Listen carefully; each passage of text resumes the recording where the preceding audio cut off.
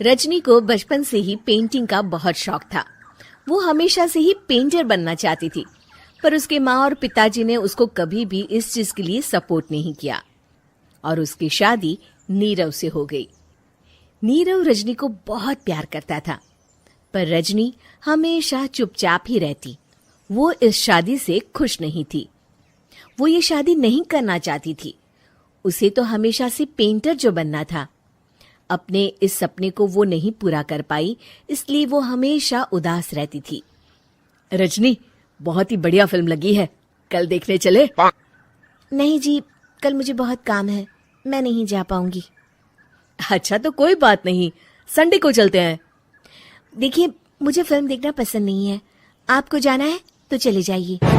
नीरव को मना करके रजनी वहां से चली जाती है और अपने बैग को खोलकर उसमें बंद पड़े ब्रश और कलर्स को देखकर रोने लगती है। रजनी, चलो ना कहीं बाहर खाने चलते हैं, कुछ तुम्हारी पसंद का। जी, मुझे नहीं जाना, मेरी तबीयत ठीक नहीं है। रजनी वहां से चली जाती है। नीरव को समझ नहीं आता कि रजनी उससे इतना दूर क्यों रहती है।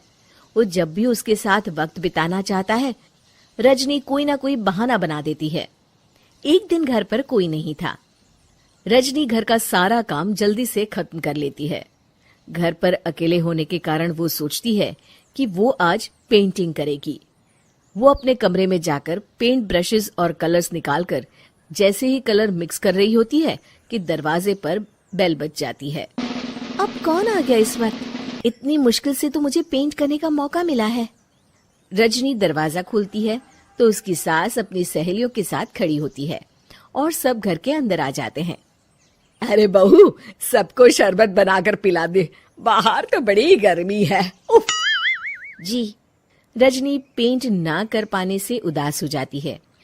उसे गुस्सा भी आ रहा होता है कि उसने इस शादी के लिए हाँ क्यों कह दी।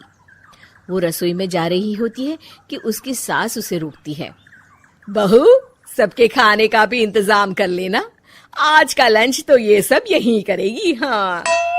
रजनी बिना कुछ कहे रसोई में चली जाती है। सबके लिए खाना बनाती है।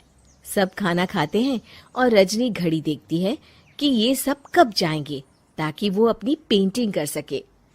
जब शाम होती है तब सब चले जाते हैं अपने घर। अरे बहू, सब तेरे खाने की तो बहुत तारीफ कर रहे थे, सबको बहुत अच्छा लगा खाना। आपको मुझे सुबह बताना चाहिए था ना कि आपकी सहेलियां आ रही है। पता भी है कितना वक्त लगा सारा खाना बनाने में। अरे बहू, तू ऐसे कैसे बात कर रही है मुझसे? तो और कैसे बात करूं? मैं इस घर की कोई नौकरानी नहीं हूं कि इतना काम करूंगी। रजनी अपने कमरे में जाकर दरवाजा बंद कर लेती है। शाम को जब नीरव आता है तो उसकी माँ उसे पूरी घटना के बारे में बताती है। क्या रजनी ने आपसे इस तरह बात की माँ? हाँ, और पता नहीं उसे क्या हो गया है, शाम से बाहर भी नहीं आई है। मैंने तो कई बार आवाज दी, खाना भी नहीं खाया उसने। तू ही बात करके देख ले बेटा। नीरव अपने कमरे का दरवाजा खटखटाता है। रजनी, दरवाजा खोलो, मैं हूं। रजनी दरवाजा खोलती है और फिर वापस जाकर अपने बिस्तर पर लेट जाती है। रजनी, माँ से बात करने का ये क्या तरीका है? मैंने कोई गलत बात नहीं की है। अरे तुम क्यों ऐसे बर्ताव कर रही हो सबके साथ? क्या तुम इस शादी से खुश नहीं हो? रजनी कुछ नहीं बोलती। अरे बताओ मुझे रजनी, क्या ये शादी तुम्हारी मर्जी के खिलाफ हुई है? हाँ, मैं ये शादी कभी नहीं करना चाहती थी। तुमसे क्या, मैं किसी से भी शादी नहीं करना चाहती थी। रजनी रोने लगती है। चुप हो जाओ रजनी, बताओ मुझे, तुम क्यों नहीं करना चाहती थी शादी? रजनी बेड के नीचे से अपने पेंटिंग्स, कलर्स, ब्रश, पेपर्स निकालती है। इतने में उसकी सास भी कमरे में आ जाती है। ये देख रहे हो, ये थे मेरे सपने। मैं पेंटर बनना चाहती थी, पर माँ पापा ने कभी सपोर्ट नहीं किया और मेरी शादी करवा दी। मेरे सारे सपने टूट गए। हर वक्त बस गुस्सा आता रहता है मुझे।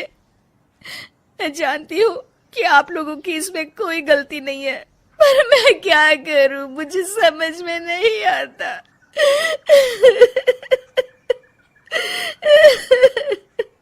रजनी फूट फूट कर रोने लगती है।